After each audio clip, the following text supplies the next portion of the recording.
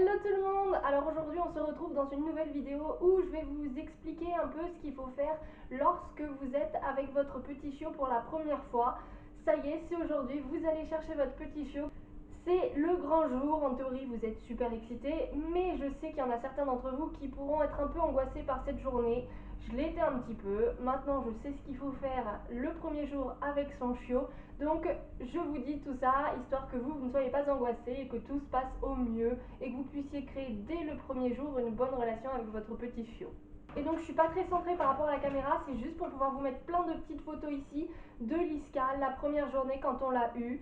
Je trouvais ça sympa de vous agrémenter cette vidéo par des petites photos d'elle quand on venait de la voir, donc à 2 mois tout pile. Donc comme je l'ai dit, ça y est, c'est le grand jour, vous allez récupérer votre petit chiot et la première tâche qui va être un peu difficile, ça va être de réussir à le récupérer.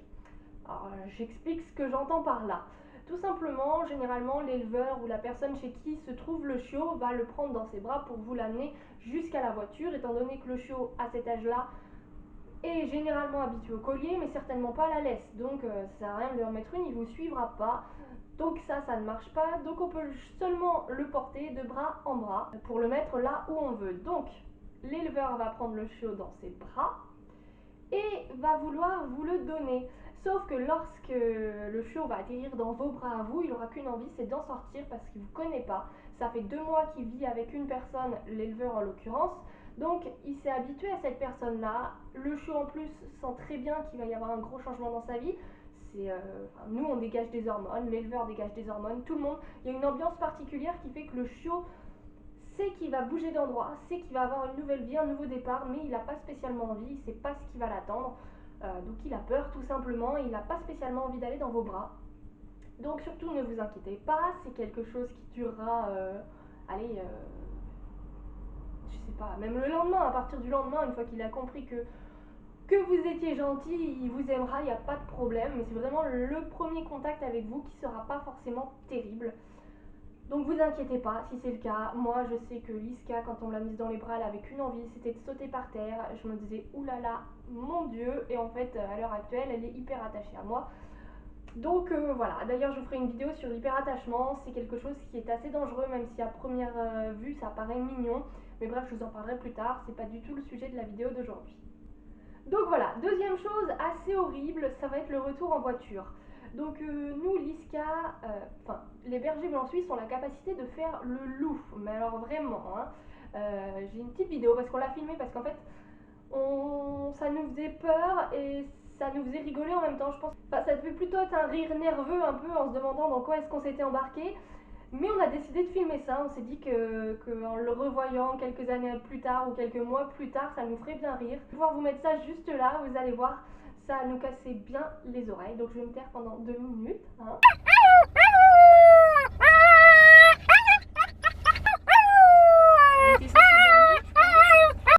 Donc voilà, vous voyez que ça faisait assez mal aux oreilles, que bon, après coup c'est plutôt rigolo, mais croyez-moi sur le coup ça ne l'était pas du tout.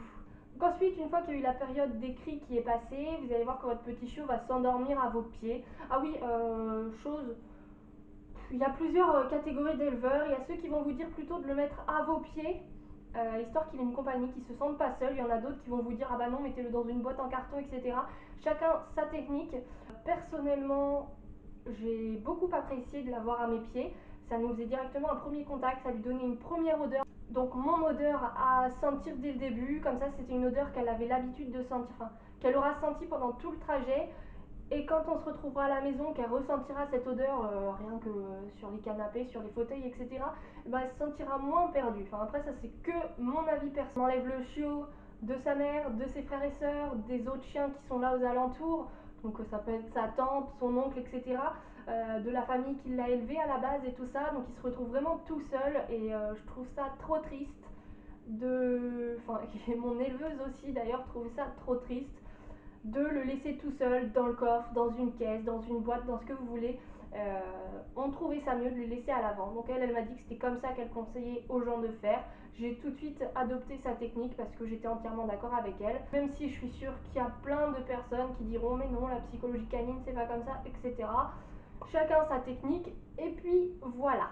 Donc si votre trajet de l'élevage à chez vous Entre 0 et 4 heures, vous pouvez faire le trajet d'une traite, sachant que comme je vous le disais au début, votre chiot va certainement pleurer et ensuite il va finir par s'endormir. Donc quand un chiot dort, il ne peut pas faire ses besoins, donc là il n'y a pas de problème par rapport à ça. Par contre, dès que vous rentrez chez vous, vous le mettez dans votre jardin, vous le mettez sur un carré vert, quelque chose pour que là il puisse faire ses besoins et qu'il prenne l'habitude tout de suite. Deuxième chose à faire tout de suite aussi, c'est de lui mettre un collier. Vous avez très certainement acheté un collier pour votre petit chiot. Si ce n'est pas fait, vous y allez tout de suite le jour même. C'est très très très important, ainsi que la laisse. Donc vous lui mettez son collier, vous le réglez à sa taille. Là, le chiot, entre guillemets, il vous aime pas à l'heure actuelle, donc il va se débattre, il va pas se laisser faire. Donc si vous pouvez être deux pour le tenir, c'est pas plus mal. Donc vous lui mettez son collier et vous lui mettez sa laisse. Par contre, vous ne tenez surtout pas la laisse, vous la laissez pendre derrière lui. C'est juste pour qu'il s'habitue à avoir un espèce de cordon à côté de lui, derrière lui, qu'il le suit, à avoir un petit poids comme ça sur le côté. Et c'est vraiment pour l'habituer en fait qu'il n'y ait pas de problème par derrière, mais c'est quelque chose qui est à faire dès le premier jour en fait, dès tout petit vraiment pour pas avoir de problème derrière. Et la troisième chose que vous faites, c'est que vous jouez avec lui. Alors de préférence, jouez avec lui une fois qu'il a fait ses besoins. Prenez des petites balles, des petites choses. Il y a des tout petits jouets avec des grelots spécialement pour les chiots. Prenez ce genre de jouets. Bon, je dis pas que dans la première heure il jouera avec vous, mais incitez-le vraiment au jeu. C'est pour créer votre relation avec lui, et plus cette relation est créée tôt, moins vous aurez de problèmes dans l'éducation. Donc ensuite la journée passe. Pour tout ce qui est de l'alimentation, là je peux rien vous dire de vraiment concret, tout simplement parce que chaque race a des portions différentes, chaque chiot va avoir des portions différentes, suivant le poids, suivant la marque des croquettes que vous utilisez, etc. Donc là c'est vraiment avec votre éleveur qu'il va falloir en discuter. Et donc dans cette première journée, vous allez également lui faire visiter un peu sa maison. Donc vous ne le forcez pas à aller à droite à gauche, vous ne le tirez pas d'un endroit à l'autre, c'est vraiment lui qui doit aller de lui-même parcourir la maison, sentir à droite à gauche ce qu'il veut. Et s'il y a des pièces que vous lui interdisez, style la salle de bain par exemple, un chien ça n'a rien à faire dans la salle de bain, bon la cuisine moi je lui interdis pas, enfin voilà, c'est surtout moi la salle de bain, ça peut être les chambres pour certaines familles, il y en a ils veulent pas de chien dans les chambres. Vous savez dans quelle pièce est-ce que vous ne voulez pas que votre chien aille, donc toutes ces pièces là, vous fermez la porte et comme ça les premiers jours, vous laissez toujours ces portes fermées, comme ça le chien d'instinct saura qu'il n'a pas le droit d'aller dans ces pièces vu qu'il ne les aura jamais découvertes. Et si une fois que vous les ouvrez, il commence à rentrer dedans, bah vous le poussez tout simplement, vous lui dites non, et puis voilà, enfin, vous le poussez gentiment bien entendu, vous le faites reculer. Moi je vois par exemple c'est dans la salle de bain lorsque je dois aller me brosser par exemple les cheveux ou quelque chose comme ça. Souvent Liska rentre deux pattes à l'intérieur, je lui dis recule, elle se pose à l'entrée de la salle de bain, enfin elle a bien compris le principe, donc il n'y a pas de raison que les vôtres ne le comprennent pas non plus. Et donc voilà, la nuit tombe, c'est la première nuit, on dit toujours que c'est la première nuit qui est décisive pour un chiot, c'est pas tout à fait vrai. Pour la première nuit, moi je vous conseille de faire dormir votre chiot dans votre chambre, pas dans votre lit par contre, petite nuance. Mais dans votre chambre, vous pouvez lui mettre son tapis à côté de votre lit, comme ça il sentira une présence plutôt que d'être enfermé dans une pièce, que ce soit le salon, la cuisine, peu importe où est-ce que vous l'avez mis. Mais comme ça lui fait une présence, il se sent moins seul, déjà qu'il a perdu toute sa famille, tous ses copains, etc. Si vous vous mettez à sa place un peu, c'est compliqué, donc pas étonnant qu'il se mette à pigner, à pleurer en pleine nuit. Donc pour le premier jour, vous pouvez faire ça. Après, bien entendu, vous pouvez pas faire ça tous les jours, surtout si vous voulez pas qu'il dorme dans votre chambre.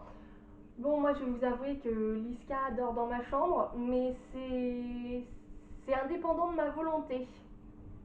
C'est-à-dire qu'en fait, je suis dans un grand studio et donc j'ai pas de chambre à proprement parler.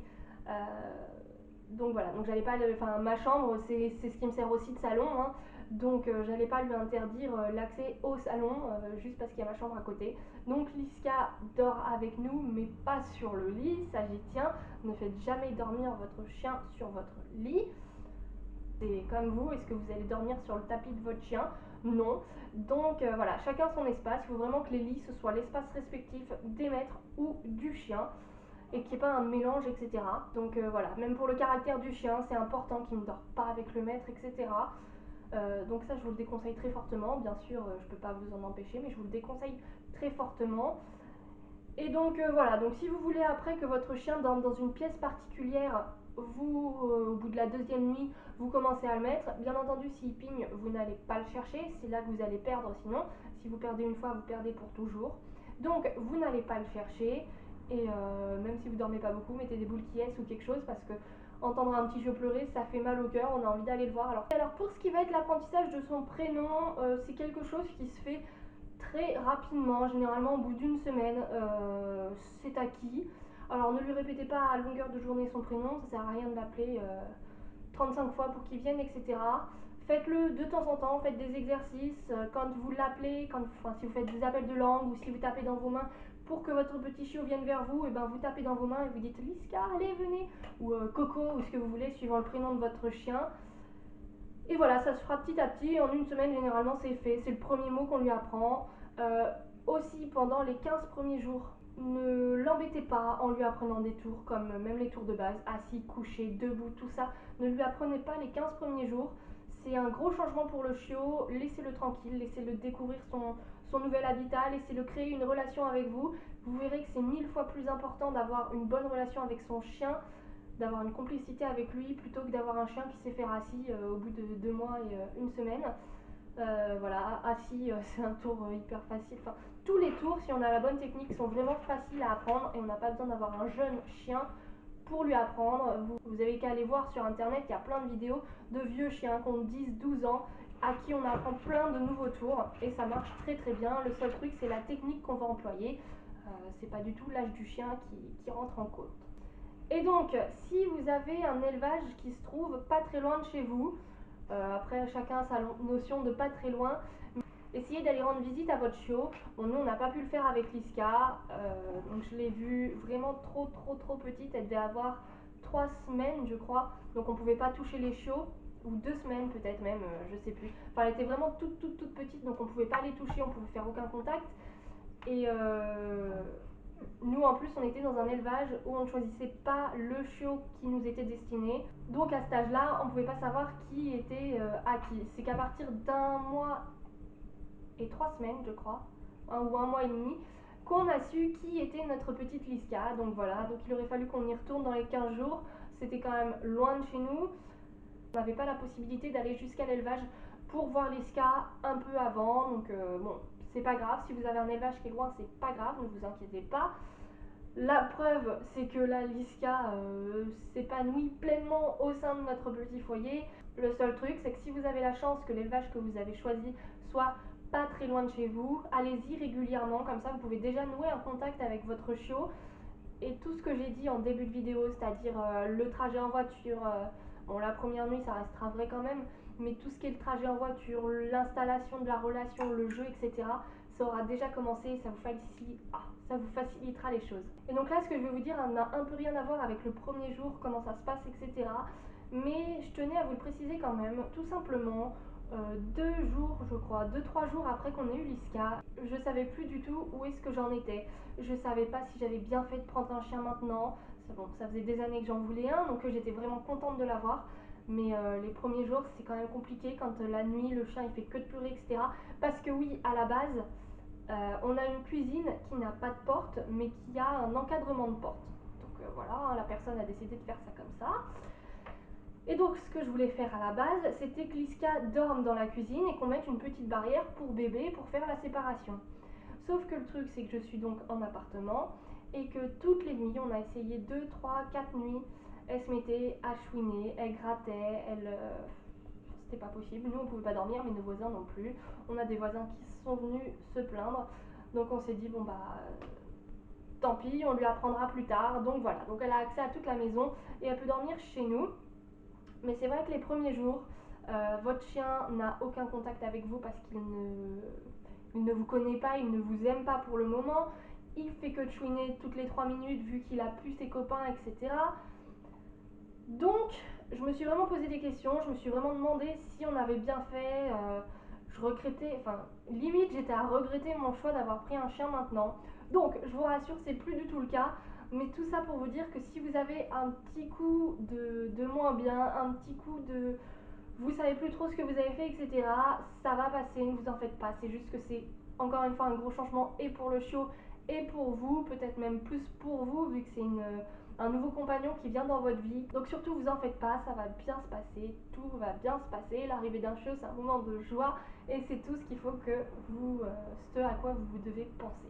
Et alors tant que j'y pense, il y a certaines personnes ou éleveurs, etc., qui vous diront que si vous voulez, vous pouvez prendre une serviette, peu importe, un torchon, un bout de tissu de l'élevage, avec l'odeur de la portée, l'odeur de la mer dessus, etc. Là, moi, je suis pas trop d'accord avec ça. Tout simplement, un peu pour les mêmes raisons que tout à l'heure, c'est que le chiot va quitter tous ses copains, va quitter ses frères et sœurs, etc. Et si vous lui rappelez l'odeur, il va vouloir savoir où est-ce qu'ils sont, il va pas les voir. Et ça va le rendre triste. Hein. Voilà, donc il chouinera encore plus, malgré le fait que c'était pas du tout le résultat qu'on voulait. Donc voilà, j'espère que je vous aurai aidé à préparer cette grande journée. Dites-moi en commentaire si vous aussi vous avez eu un chien qui se met à hurler dans la voiture, etc. Si les premières nuits se passent bien, etc. Et je vous dis à très vite dans une prochaine vidéo. Bye!